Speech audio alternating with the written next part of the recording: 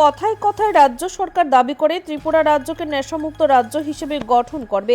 এই স্বপ্ন আদতে পূরণ হবে কিনা তা সময় বলবে। তবে বর্তমান সময়ে যে পরিস্থিতি, সেই পরিস্থিতিতে দাঁড়িয়ে দাবি করা যায় আর যাই হোক, অন্তত বিজেপি শাসনের রাজ্যটা নেশামুক্ত হতে পারবে না।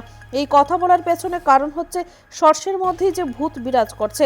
একদিকে শাসক বিজেপি দল দাবি করছে রাজ্যকে নেশামুক্ত স্বর্গে পরিণত করবে, আরেকদিকে এই বিজেপি দলের বিভিন্ন স্তরের নেতা কর্মীরা কোনো না কোনোভাবে গোটা রাজ্যকে নেশার সাগরে পরিণত করছে। এই ঘটনার সাক্ষী রাজ্যের মন্ত্রী সুশান্ত চৌধুরী পর্যটন মন্ত্রী হিসেবে গোটা রাজ্যের বিভিন্ন জায়গায় পর্যটনকে বিকশিত করার জন্য ময়দানে নেমেছেন। এবার পর্যটন মন্ত্রী যখন পর্যটনের ক্ষেত্রের খুঁজে ভিডিও ধারণ করেছিলেন, তখন দেখা গেছে গাঁজা চাষ মন্ত্রীর ভিডিওতে ধরা পড়ল। সবচেয়ে অবাক করার মতো বিষয় হচ্ছে, একদিকে দাঁড়িয়ে রাজ্যের বিরোধী সিপিআইএম দলের যুবক কর্মীরা একটা বিরাট অংশের কৃষকদের সাথে মাঠে নেমে ধান কাটার মতো কাজের মধ্য দিয়ে সাহায্য সহযোগিতা করছে, আরেকদিকে রাজ্যের শাসক দলের যুব সংগঠনের কর্মী সমর্থকরা গাঁজা খেতে দাঁড়িয়ে ছবি তুলে সামাজিক মাধ্যমে প্রচার এবং গাঁজা চাষের প্রচার করছেন। এই পরিস্থিতিতে রাজ্যের মন্ত্রী পর্যন্ত গাঁজা চাষে রমরমা দেখে রীতিমতো অবাক। মোহনপুর হোক কিংবা ধনপুর, মধুপুর কিংবা সিমনা, প্রায় সব জায়গায় শাসক বিজেপি দলের বিভিন্ন স্তরের নেতা কর্মীদের আশীর্বাদে এবং অনুপ্রেরণায় যেভাবে গাঁজা চাষ চলছে, তার নিরিখে নিশ্চিতভাবে দাবি করা যায় রাজ্যের স্বরাষ্ট্র দপ্তর তথা মুখ্যমন্ত্রী মানিক সাহা রীতিমতো ব্যর্থ। এই জায়গায় দাঁড়িয়ে ব্যর্থতার দায় নিজের কাঁধে তুলে নিয়ে স্বরাষ্ট্রমন্ত্রী তথা মুখ্যমন্ত্রী কিছু করবেন কি করবেন না তা সময় বলবে।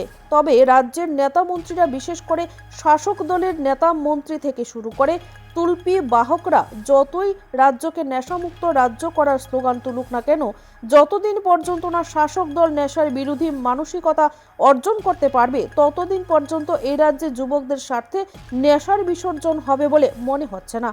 Bureau report, the live news. রাজ্য নেশায় ভাসছে। যারা নেশামুক্ত ত্রিপুরা করার নামে শপথ নিয়েছিল, তারাই আজকে ত্রিপুরাকে নেশার সাম্রাজ্যে ডুবিয়ে দিয়েছে। এবং এই নেশার সাথে যুক্ত রাজ্যের শীর্ষ মহলের লোকজন।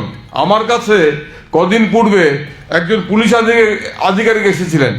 তিনি কথা প্রসঙ্গে আমাকে বললেন যে ত্রিপুরার মানচিত্রটা নেশার প্রশ্নে 3 ভাগে বিভক্ত। উনি আমাকে বললেন যে সোনামুড়া সীমান্ত অঞ্চল থেকে বিশালগড় অব্দি একজনের দখলে, নেশার সাম্রাজ্যের একজন নেতা কিংবা নেত্রী। আবার এরপরে হাওড়া নদী অব্দি আরেকজনের দখলে, মোহনপুরের দিক আরেকজনের দখলে। উনি নামটা বলে দিলেন, নামটা বলছেন, আপনারা জানেন যে নেশার বাণিজ্যের সাথে রাজ্যের প্রশাসনের শীর্ষ মহলের একাংশ যুক্ত। এবং আমরা এটা জানি, পৃথিবীর ইতিহাসে সর্বত্র যখন কোনো সংগঠিত অপরাধ ঘটে, সংগঠিত অপরাধ চলে, সেই সংগঠিত অপরাধ প্রশাসনের একাংশের মদত ছাড়া চলতে পারে না। যে কোনো সংগঠিত অপরাধ পৃথিবীর যেখানেই হোক না কেন, সে যখন দীর্ঘদিন ধরে চলে, বুঝে নিতে হবে তার সাথে রয়েছে প্রশাসনের রাজনৈতিক নেতৃত্বের একাংশের প্রত্যক্ষ যোগাযোগ। আজকে আমাদের রাজ্য নেশায় ভাসছে, কারণ সরকারের একাংশ এ থেকে বাণিজ্য করছে। আর সরকারের একাংশ এ থেকে বাণিজ্য করছে, এ নিয়ে কোনো দ্বিমত নেই।